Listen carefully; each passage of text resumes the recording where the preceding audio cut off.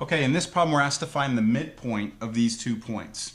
That means that if we were to plot these 2 points and connect them with a straight line, we're trying to find the point that would be right in the middle of those. And to do this, we're going to utilize a formula. So first let's label our points x1, y1, x2, y2. And then the formula says that the midpoint will be a point. It's got an x-coordinate and a y-coordinate.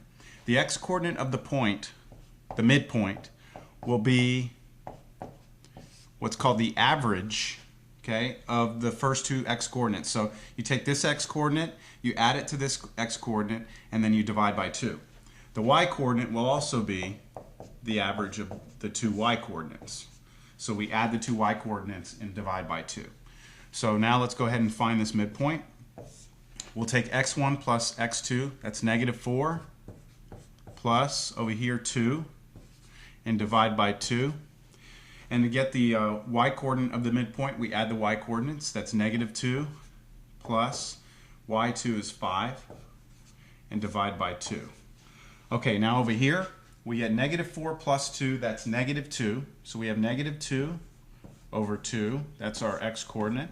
And over here for the y-coordinate, -2 plus 5 is 3, then divided by 2.